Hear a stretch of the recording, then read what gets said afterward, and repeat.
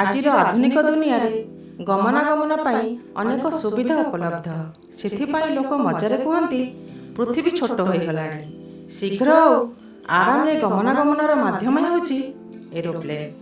ସାରା ପୃଥିବୀକୁ ଏରୋପ୍ଲେନ୍ର ରୁଟ୍ ଜାଲ ଭଳି ଛନ୍ଦି ରଖିଛି। ମାତ୍ର କିଛି ଜାଗା ଏମିତି ଅଛି ଯାହା ଏରୋପ୍ଲେନ୍ ପାଇଁ ଦୁର୍ଗମ, ଯାହାକୁ ଆଭଏଡ୍ କରାଯାଏ। ନମସ୍କାର, ଆମ ଚ୍ୟାନେଲକୁ ସ୍ୱାଗତ। ଆଜି ଆମେ ଜାଣିବା ବିଜ୍ଞାନର ଉନ୍ନତି ସତ୍ତ୍ୱେ ବଡ଼ ବଡ଼ ବିମାନଗୁଡ଼ିକ ହିମାଳୟ ଉପରେ ଏବଂ ପ୍ୟାସିଫିକ୍ ଓସେନ୍ ବା ପ୍ରଶାନ୍ତ ମହାସାଗର ଉପରେ କାହିଁକି ସିଧା ଉଡ଼ନ୍ତି ନାହିଁ। ଭିଡ଼ିଓ ଭଲ ଲାଗିଲେ ଭିଡ଼ିଓଟିକି ଲାଇକ୍ ଏବଂ ସେୟାର କରିବାକୁ ଭୁଲିବେ ନାହିଁ। ଏବେ ଜାଣିବା କାହିଁକି ବିମାନ ହିମାଳୟ ଉପରେ ଉଡ଼ନ୍ତି ନାହିଁ। କାରଣ ନମ୍ବର 1, ଉଚ୍ଚତା ଏବଂ ପବନ ଚାପ। ହିମାଳୟ ପୃଥିବୀର ସବୁଠୁ ବଡ଼ ପର୍ବତମାଳା। ଏଭରେଷ୍ଟର ଉଚ୍ଚତା 8848 ମିଟର। ହିମାଳୟକୁ ଆପଣ ଏମିତି ଭାବନ୍ତୁ ଯେପରି ଏକ ଜାଏଣ୍ଟ ୱାଲ୍। ବିମାନ ସାଧାରଣତଃ 30,000ରୁ 35,000 ଫିଟ୍, ପ୍ରାୟ 9,000ରୁ 11,000 ମିଟର ଉପରେ ଉଡ଼ନ୍ତି।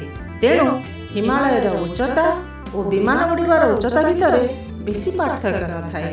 ଏଠାରେ ପବନ ଚାପ ମଧ୍ୟ କମ୍, ଯାହା ବିମାନର ଇଞ୍ଜିନ୍ ପାଇଁ ବହୁତ ଜଟିଳ। କାରଣ ନମ୍ବର 2, ଟର୍ବୁଲେନ୍ସ ଏବଂ ଜେଟ୍ ଷ୍ଟ୍ରିମ୍। ହିମାଳୟ ଉପରେ ବହୁତ ବଡ଼ ବଡ଼ ଟର୍ବୁଲେନ୍ସ ଏବଂ ଶକ୍ତିଶାଳୀ ଜେଟ୍ ଷ୍ଟ୍ରିମ୍ ବହେ। ଏହି ଜୋର ପବନ ବିମାନକୁ ଅସ୍ଥିର କରିପାରେ, ବାରମ୍ବାର ଝଟକା ଦେଇପାରେ। ଏହା ଯାତ୍ରୀ ଓ ବିମାନ ଦୁହିଁଙ୍କ ପାଇଁ ବିପଦଜନକ। କାରଣ ନମ୍ବର 3, ଏମର୍ଜେନ୍ସି ଲ୍ୟାଣ୍ଡିଂ ଅସମ୍ଭବ। ଯଦି ବିମାନର ଇଞ୍ଜିନ୍ରେ କୌଣସି ସମସ୍ୟା ଆସିଲା, ସେତେବେଳେ ବିମାନକୁ ତତ୍କ୍ଷଣାତ୍ ଲ୍ୟାଣ୍ଡ କରିବାକୁ ପଡ଼େ। କିନ୍ତୁ ହିମାଳୟରେ ସମତଳ ଜାଗା ନାହିଁ। ସେଥିପାଇଁ ବିମାନଗୁଡ଼ିକ ଏ ଅଞ୍ଚଳକୁ ଏଡ଼ାଇ ଉଡ଼ନ୍ତି। ଧରନ୍ତୁ ବିମାନର ଇଞ୍ଜିନ୍ କେବେ ଅଟକିଲା, ପାଇଲଟ ଦେଖେ କେଉଁଠି ଲ୍ୟାଣ୍ଡ କରିବି। ତଳେ ଅଛି କ'ଣ? ସବୁ ପାହାଡ଼, ଜଙ୍ଗଲ, ଗଭୀର ଖାଇ, ସିଧା ସମତଳ ଭୂମି ନୁହେଁ।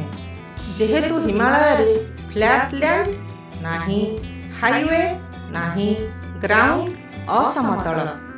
ଏହାକୁ ଦେଖି ପାଇଲଟ ମନେ ମନେ କହନ୍ତି, ଭାଇ ହିମାଳୟ ସେଫ୍ ନୁହେଁ, ସାଇଡ୍ ରୋଡ଼ରେ ଚାଲିବ।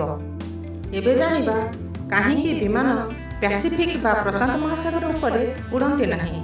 କାରଣ ନମ୍ବର 1, ପ୍ରଶାନ୍ତ ମହାସାଗର ଅତ୍ୟଧିକ ଗଭୀର। ପ୍ୟାସିଫିକ୍ ଓସେନ୍ ପୃଥିବୀର ସବୁଠୁ ଗଭୀର ସାଗର।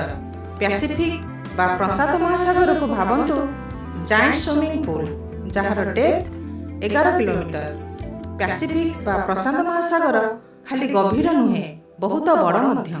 ଛୋଟ ଛୋଟ ଟାପୁରେ ଭରା। ଏଠାରେ ଯଦି ବିମାନରେ ଏମର୍ଜେନ୍ସି ହେବ, ଲ୍ୟାଣ୍ଡ କରିବା ସମ୍ଭବ ନୁହେଁ।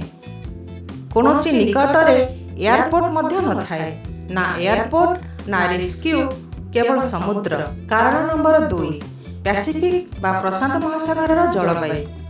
ପ୍ୟାସିଫିକ୍ ବା ପ୍ରଶାନ୍ତ ମହାସାଗରର ଜଳବାୟୁ ମଧ୍ୟ ବିପଦପୂର୍ଣ୍ଣ। ପ୍ୟାସିଫିକ୍ ଉପରେ ଟାଇଫୁନ୍, ଟ୍ରପିକାଲ ଷ୍ଟର୍ମ, ଜୋର ପବନ ସଦାବେଳେ ଦେଖାଯାଇଥାଏ। ଇଏ ବିମାନର ପଥକୁ ଜଟିଳ କରେ। କାରଣ ନମ୍ବର 3, ମ୍ୟାଗ୍ନେଟିକ୍ ଫିଲ୍ଡ ଏବଂ ନାଭିଗେସନ ସମସ୍ୟା। ପ୍ୟାସିଫିକ୍ ଉପରେ କିଛି ଅଞ୍ଚଳରେ ମ୍ୟାଗ୍ନେଟିକ୍ ଫିଲ୍ଡ ଅସ୍ଥିର। ଜିପିଏସ୍ ଓ କମ୍ପାସ କେବେ କେବେ ଭୁଲ ସଂକେତ ଦେଇପାରେ। ଏହା ଦୀର୍ଘ ପଥରେ ଖୁବ୍ ଅସୁବିଧାଦାୟକ। କାରଣ ନମ୍ବର 4, ବାଣିଜ୍ୟିକ ଲାଭ। ସିଧାସଳଖ ରାସ୍ତା ଜୀବନରେ ସବୁବେଳେ ସହଜ ନୁହେଁ। ବହୁତ ସମୟ ବିମାନଗୁଡ଼ିକ କର୍ଭ ବା ମୋଡ଼ା ପଥରେ ଯାଆନ୍ତି, ଯାହାକୁ ସାର୍କଲ୍ ରୁଟ୍ କୁହାଯାଏ। ଏହି ପଥ ପୃଥିବୀର ଗୋଲାକାର ଆକୃତି ଯୋଗୁଁ ସରଳ ଏବଂ ସୁରକ୍ଷିତ। ଏହି କର୍ଭେଚର ଦେଇ ଯିବାକୁ ଗ୍ରେଟ୍ ସାର୍କଲ୍ ରୁଟ୍ କୁହାଯାଏ। ତେଣୁ ଏୟାରଲାଇନ୍ସ କହେ ଲଙ୍ଗ କଟ୍ ନୁହେଁ, ସ୍ମାର୍ଟ କଟ୍। ବିମାନମାନେ ହିମାଳୟ ଓ ପ୍ୟାସିଫିକ୍କୁ ଦେଖି କହନ୍ତି, ଭାଇ ତୁମେ ହିରୋ, କିନ୍ତୁ ମୁଁ ସାଇଡ୍ ରୋଡ଼ରେ ଯାଉଛି, ସେଫ୍ଟି ଫାଷ୍ଟ। ତାହେଲେ ଫ୍ରେଣ୍ଡସ୍, ଏହି ହେଉଛି ପ୍ରକୃତ କାରଣ ଆପଣ ଯେଉଁ ବିମାନରେ ଯାଉଛନ୍ତି, ସେମାନେ ଆପଣଙ୍କ ସୁରକ୍ଷା ପାଇଁ ହିମାଳୟ ଏବଂ ପ୍ୟାସିଫିକ୍ ସାଗରକୁ ଏଡ଼ାଇ ଉଡ଼ନ୍ତି।